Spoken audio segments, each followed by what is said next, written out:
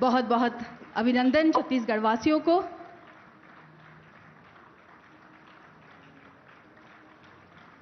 शुरुआत हो चुकी है इस ट्रेन सेवा की ताड़ोकी से रायपुर। बहुत बहुत धन्यवाद माननीय प्रधानमंत्री जी।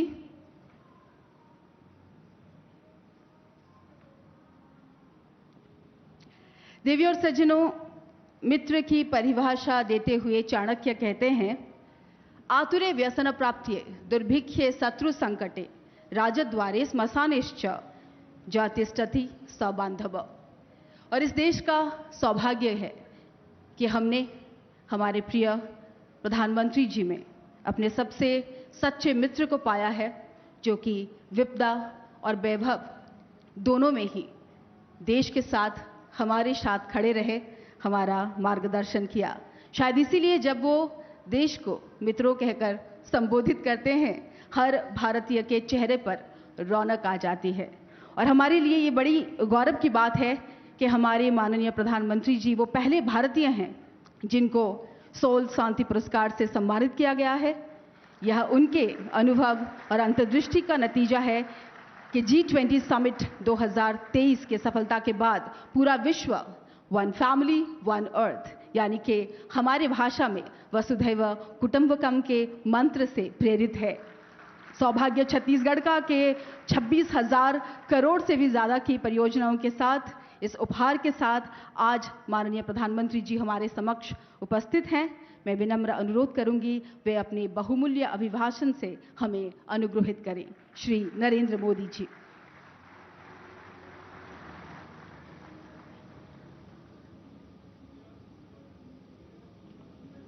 जय जोहार। छत्तीसगढ़ के राज्यपाल श्रीमान विश्वभूषण हरिचंदन जी, हमारे लोकप्रिय संसद के मेरे दोनों साथी और प्रदेश के विधायक, सांसदगण, जिला परिषद, तालुका परिषद के प्रतिनिधि, देवी और सज्जनों, विकसित भारत का सपना तब सिद्ध होगा जब हर प्रदेश, हर जिला, हर गांव विकसित हो। इस संकल्प को शक्ति देने के लिए आज यहां लगभग 27,000 करोड़ रुपए की योजनाओं का शिलान्यास और लोकार्पण हुआ है।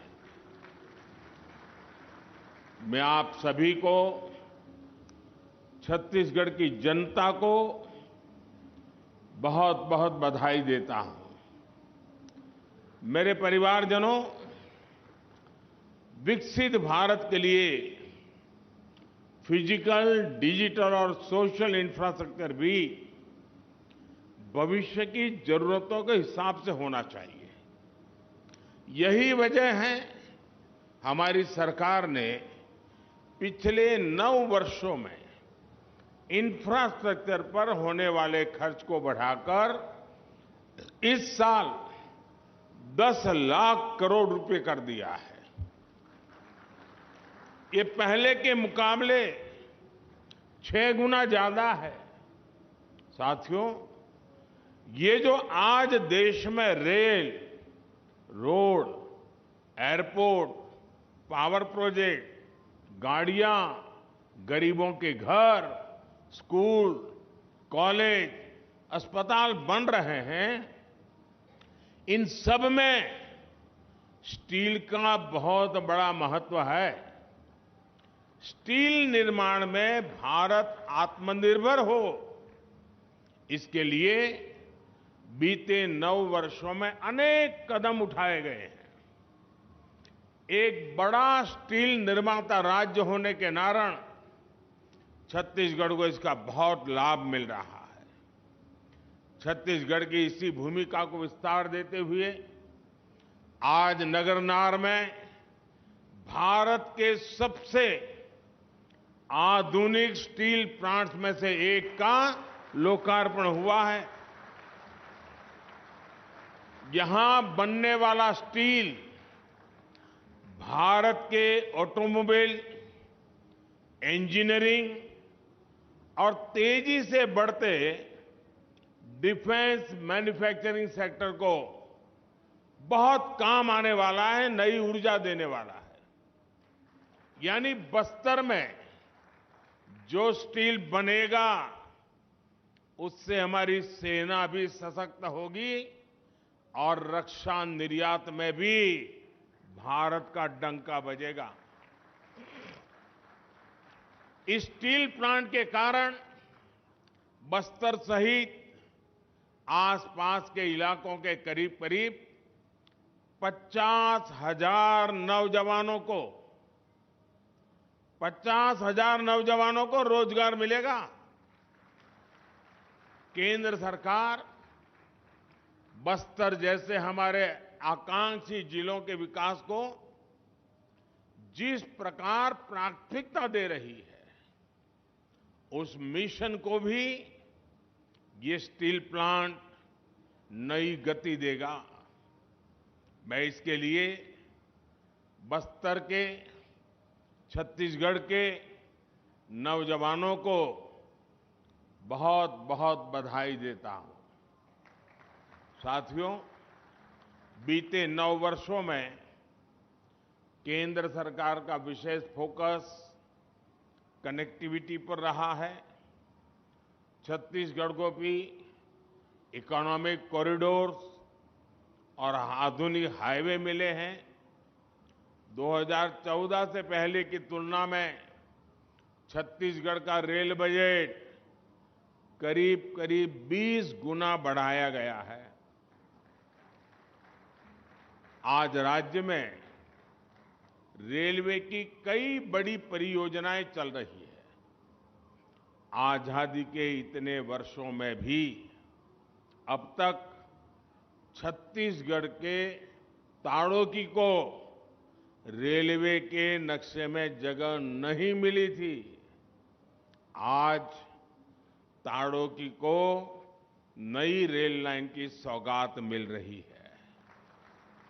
इससे आदिवासी साथियों को सुविधा भी मिलेगी और खेती किसानी से लेकर वन उत्पादों का परिवहन भी आसान हो जाएगा। रायपुर अंतागढ़ डेमू ट्रेन से अब ताड़ोकी भी जुड़ चुका है। इससे राजधानी रायपुर आना जाना आसान हो जाएगा। जगदलपुर दंतेवाड़ा रेल लाइन दोहरीकरण प्रोजेक्ट से आवाजाही भी आसान होगी और उद्योगों की लॉजिस्टिक कॉस्ट भी कम होगी। रेलवे की ये सारी परियोजनाएं इस क्षेत्र में बड़ी संख्या में रोजगार के नए अवसर भी बनाएगी। साथियों, मुझे खुशी है कि छत्तीसगढ़ में रेलवे ट्रैक्स के 100% बिजलीकरण का काम पूरा कर लिया गया है।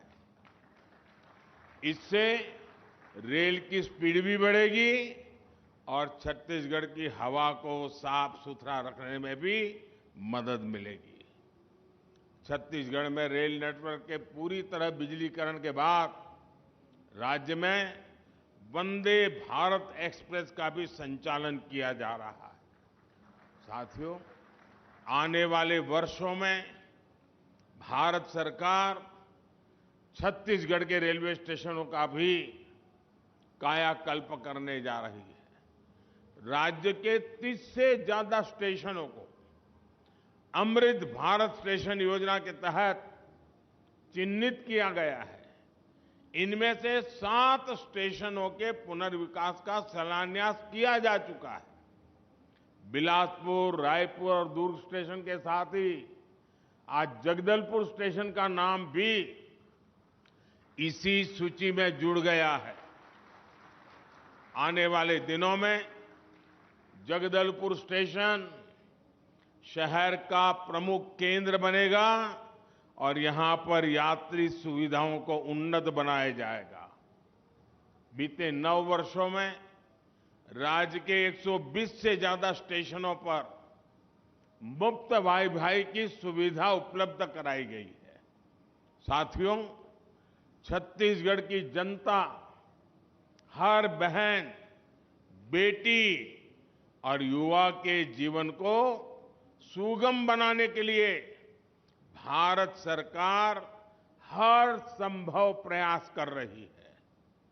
आज जिन परियोजनाओं का लोकार्पण और शिलान्यास हुआ है, उनसे छत्तीसगढ़ में प्रगति की गति तेज होगी, रोजगार के नए अवसर बढ़ेंगे और नए उद्यमों को प्रोत्साहन मिलेगा।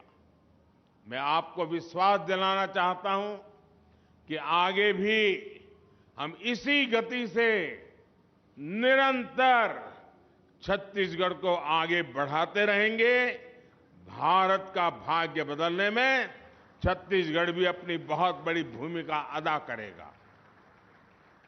मैं इन सभी प्रोजेक्ट्स के लिए छत्तीसगढ़ के लोगों को फिर से बधाई देता हूं। ये छोटा सा कार्यक्रम सरकारी कार्यक्रम रहा है, तो यहां मैं और ज्यादा बातें बताने के लिए आपका समय नहीं लेता हूं। अभी 10 मिनट के बाद मैं दूसरे एक सार्वजनिक कार्यक्रम में बहुत सारे विषय छत्तीसगढ़ के नागरिकों के लिए जरूर बताऊंगा। विकास की बहुत सारी बातें वहां मैं छत्तीसगढ़ के नागरिकों से साझा करूंगा। गवर्नर श्री यहां तक आए, समय निकाला, इसके कारण कम से कम राज्य का प्रतिनिधित्व तो नजर आ रहा है। राज्यपाल जी को छत्तीसगढ़ की इतनी चिंता है, छत्तीसगढ़ के विकास की इतनी चिंता है, ये अपने आप में एक सुखद संदेश है। बहुत बहुत धन्यवाद करता हूं सबका। नमस्कार।